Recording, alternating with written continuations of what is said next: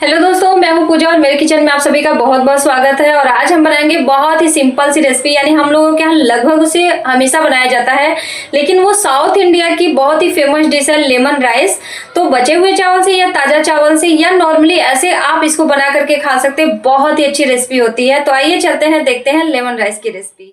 तो यहाँ पे हमने चावल ले लिया हुआ है, ये बचे हुए चावल हैं। आप चाहें तो फ्रेश चावल के भी बना सकते हैं, लेकिन जब भी आपको बनाना है चावल को ठंडे करके बनाना है। आप देख सकते हैं कि यहाँ पे चावल को हमने अच्छे तरीके से जो है इनको अलग अलग कर लिया हुआ है। अब इसको हम करते हैं साइड में।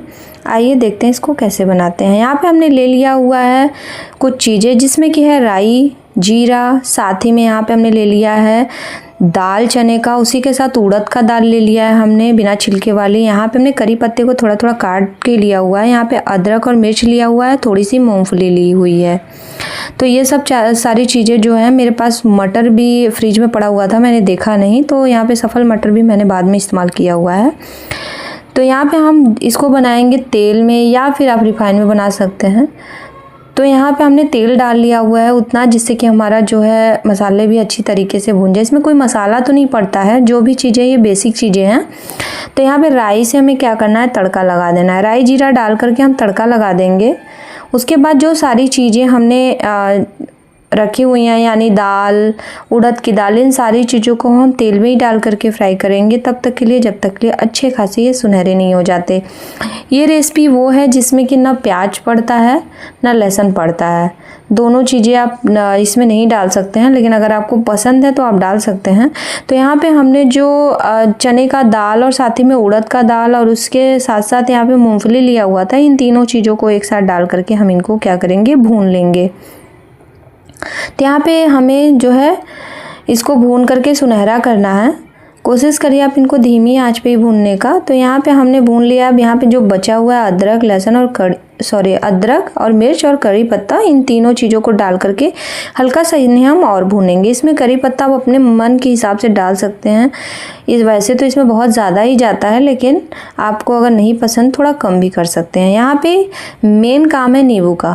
तो ये एक नींबू का जो है जूस मैं निकाल लूँगी। ये बड़े साइज का नींबू है। और यहाँ पे सफल मटर जैसा कि मैंने बताया रखा हुआ था, तो मैंने इनको भी धो करके डाल लिया हुआ है तेल में ही डायरेक्ट, ताकि ये अच्छे से फ्राई हो जाए।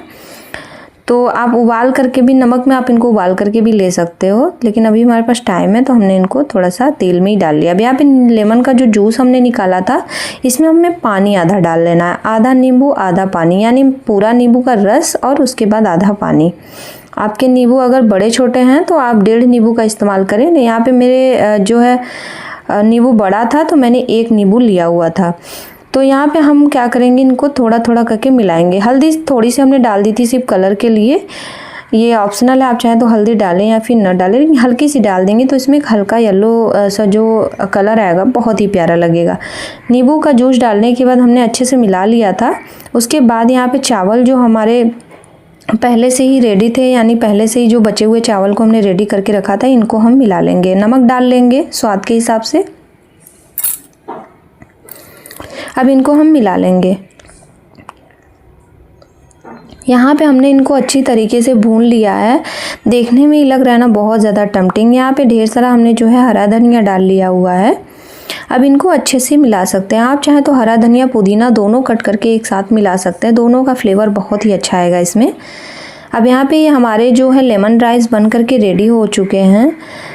तो यहाँ पे आप छोटी मोटी भूख के लिए या झटपट अगर आपके घर में चावल बचे हैं ना, तो आप इस रेसिपी को ट्राई कर सकते हैं। बहुत ही अल्टीमेट होता है।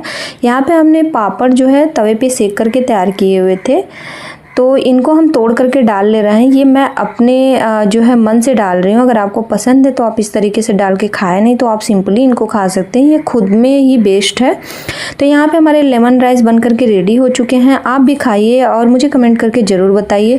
अगर आपने मेरे चैनल को सब्सक्राइब नहीं किया है तो प्लीज़ आप मेरे चैनल को लाइक, सब्सक्राइब, शेयर ज़रूर करें। फेसबुक पर जाके मेरे चैनल को आप फॉलो ज़रूर करें।